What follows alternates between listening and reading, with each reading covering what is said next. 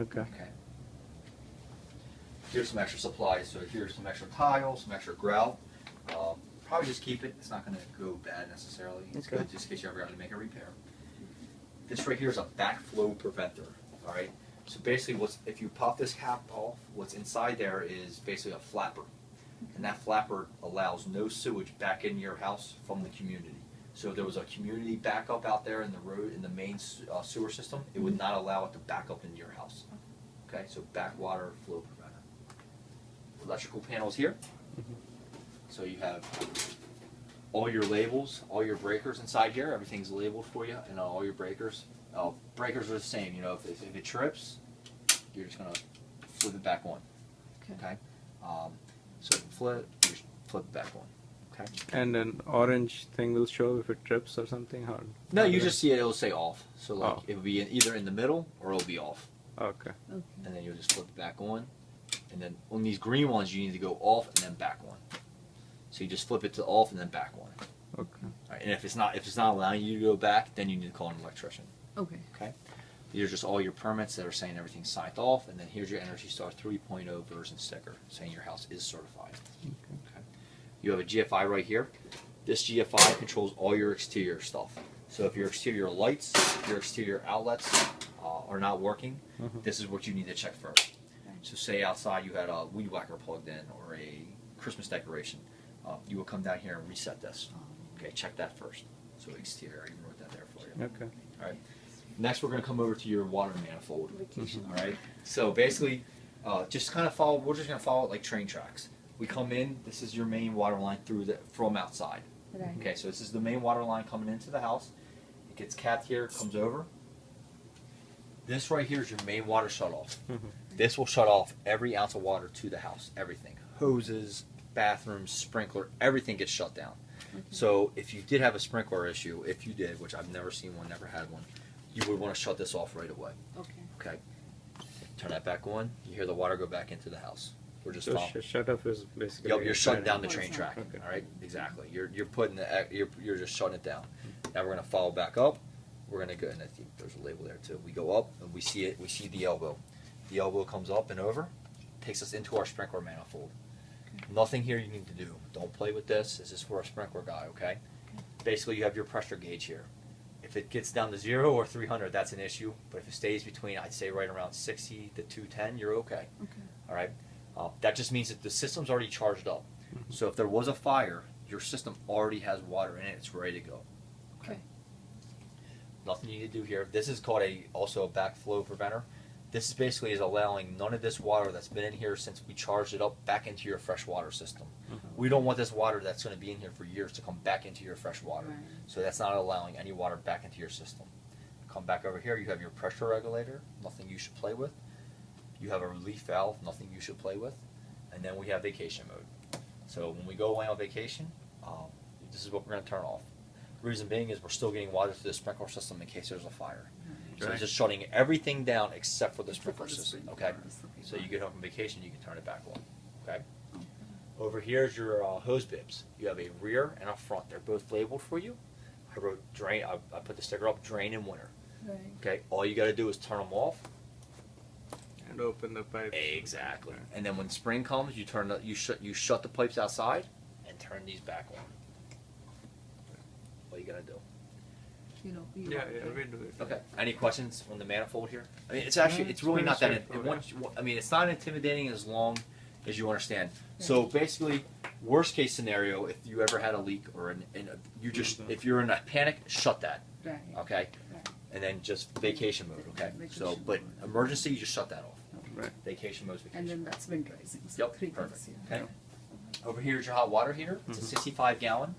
A couple things to check on here is you have 2 plugs in the back. So if you ever have an issue with it not working, making sure they are secure. Okay. Then you have 1 plug over here. It's plugged into a GFI outlet. Okay. So you need to make sure it is plugged in. I don't like it like that because it carries too much weight. So this GFI also has an alarm on it. So if this GFI trips, you actually hear a noise. The reason that this has an alarm on it is your sump pump, which is right here, also goes to this GFI. So your sump pump and hot water heater are both hooked up to this GFI. So we want by code, we now have to alert you if your sump pump is not working. So you'll hear this, okay?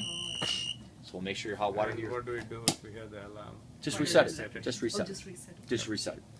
Back to the hot water heater. You have your pressure relief valve. Nothing you need to worry about, and you might just hear it once in a blue moon. You'll just hear that. It just means there's too much pressure built up. It's relieving itself. Okay. Okay. Nothing. Don't ever do it, but It does it itself. it will do it itself. Okay. You have your gas shut off here. No need to ever turn that off. Okay. The reason is it's an electronic start. It's no pilot light, so you don't need to worry about turning that off. Right here is your green status light. So as long as that is blinking, it's gonna it is on. Okay. Okay. Here's your on-off switch. It's electronic start. So if it doesn't work, you turn it off. The instructions are right here, and you turn it back on. That's all it should do. So Okay. this is for the water heater. Yep. Okay. Right now, it's on the medium setting for hot. It's about 110 to 115 degrees in the house. Some people like it hotter. It's fine. Every letter up is another 5 degrees, so it can get extremely hot. Just be careful. Most people are fine with it right here. Right. Okay. But if you wanted to make it colder, you could also make it colder as well. Okay. Okay. It's right on the medium setting right now. Gas goes out. I mean, if power goes out, your water heater will also not work, even though it's gas, because it needs to be plugged in for this vent. I see. Okay. I had a question. Yep. So the temperature of the water can be adjusted from here and also in the bathrooms? Yeah, where you only that one. So the only thing you're adjusting in the bathroom is just for the owner's tub, because basically there's a scold control. Oh. So that way, if a kid turns that faucet on, Oh. he can't scold himself. So this is just the whole house. This is for the whole That house and only that's just for the that tub. Oh, Okay. got it. Okay. So now we come over here to your sump pump. So we got our sump pump discharge line right here. Okay. Basically, there's two plugs for your sump pump. You have a male and female. Okay. The male plug is just for the sump pump, just the motor. So if you haven't heard your sump pump in a while, or you want to test it before you go on vacation, you want to take it, unplug it from the female, and plug it straight into the outlet. Now it's running. It's dry. It's 100% dry. So we're going to pull that out. We know it's working. Right. All right. So we know it's not carrying a lot of water. That's just water. That's some of the residue coming back. Okay. The female and the male plug, that's basically the float. So that's what's telling the sump pump when to kick on. Inside there's a mechanical float, like like something like the toilet float in a toilet tank. It's going up and down. So when you plug it into here, that's why it's not running, because the float's telling you it doesn't need to be on. So all you gotta do is just check your sump pump every once in a while. Make sure that it does work. Okay. Okay. You'll know if it's not working because you'll start to see some water coming out of here. Right. Oh, right Okay. here, okay. Yeah, it will come right up out of here. Right. So you'll know. And if you haven't heard it in weeks, you may not hear that often. It's okay. But if you just want to test it to make sure, go for it. Right. The other thing is if you plug it in and it runs, your flow's probably not adjusted right. Okay. So it shouldn't run for minutes at a time. It might run for a minute or two, but it shouldn't run for 10 minutes. That's probably an issue. That's definitely an issue. So in vacation, what do we do again? You said Just make sure this is not. Make not beeping. sure that's Right, ready. Right. And then if you want, if it's Just to check. just you check can- it. Okay. Just make sure that Separated and- make sure it's not holding a lot of water, Okay. and then it's just that's dry. And then make sure that it is working. Okay. Okay. You could always do if for some reason, say you guys move in and for some reason this is one of those neighborhoods that power seems to go out a lot. It hasn't gone out at all yet, but it is. You can always get a battery backup system for this. Okay. And again, a sump pump can hold a couple days worth of rain, like maybe a day or two. The problem would be if there's a hurricane. I mean, it's very extreme that you would actually need that battery backup. Okay. But like the rain we got last week, where it's 7 inches in a day, Yeah. that would be one of those ones. If your sump pump went out, you could take on some water. Okay. Meaning honestly. your power went out. Yeah, if then your you power could went take- out, you could take out some water. Okay. Now, so you got two options. You could actually do a battery backup, which a car battery gets installed like right here, Okay. and it will kick on the sump pump as needed when the power goes out. The other option is just to get like an inverter, or small generator, just to have at the house to run that. Okay. That will go for the whole house also. Yeah, it would. Yep, exactly. So there's a couple different options. You really just it just depends.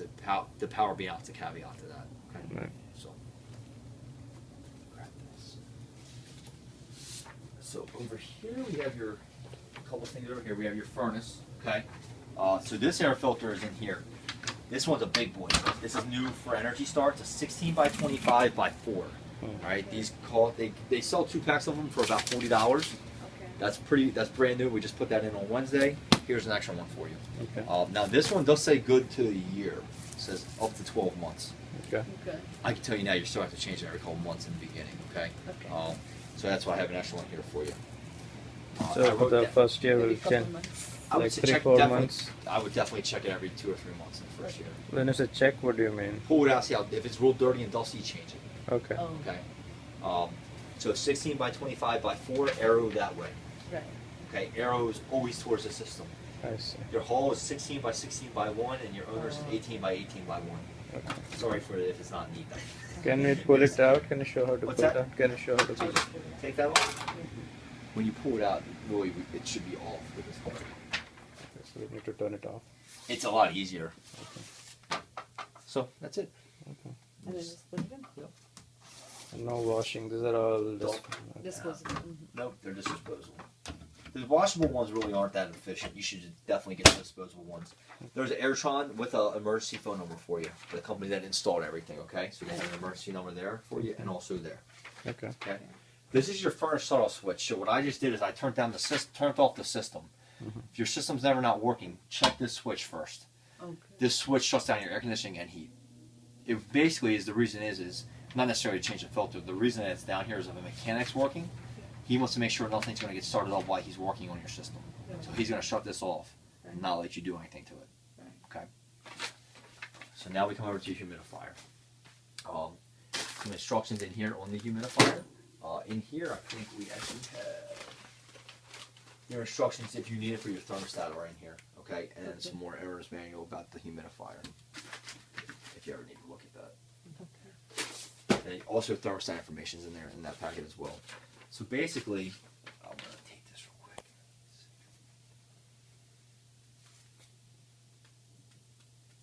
I already shut the humidifier down. You're not running the humidifier during the air conditioning.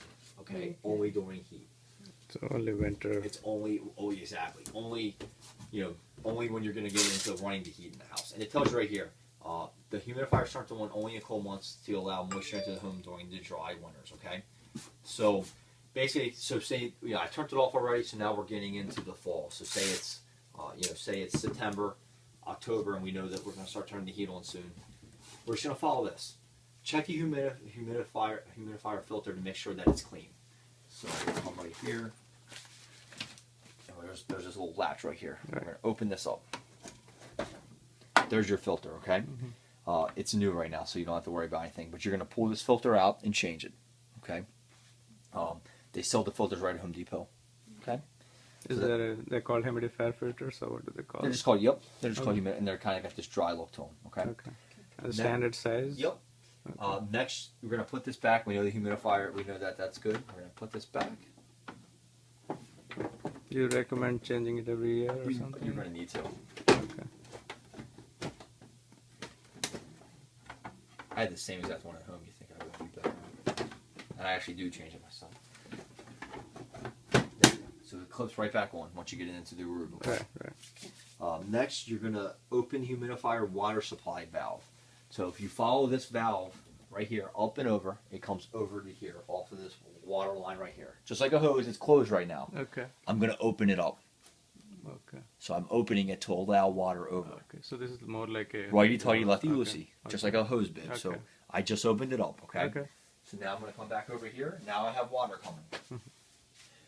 Turn the first floor thermostat to heat, which you'll have heat already on. Open the humidifier damper. So right here, summer is up, winter's open. Okay. And it actually says summer, Right. winter. But now we're winter, we're open. Right. Okay. Next, turn the humidifier on. That's it. That's all you got to do all year. Okay. So now when it's this time of the year, we just turn the air conditioning on. We're going to we're just going to go backwards. Off. Off. Okay. And then turn water off. Okay. And then, you don't need to change the filter right now. You're going to change it next year. So that's it. Okay. Okay. So once you do it once or twice, there's nothing to it. Okay. And then, like I said, especially, so I remember right now we have nothing running. I'm going to turn this back on, and then everything's going to kick back on. So always check that switch. You do have one more clean out over here for a plumber, just remember. So you have 2 access points for a clean out. Here and there. Exactly. Yep. And do we need to put any bleach? Good or? job. Look, I was getting there. Yep. So Okay, you have a good. Class drain. So it is a good rule of thumb, like once a year, that you put a cap full of bleach in there. Okay. Okay. pop that off in like once a year. Basically, what happens is there's a P trap there.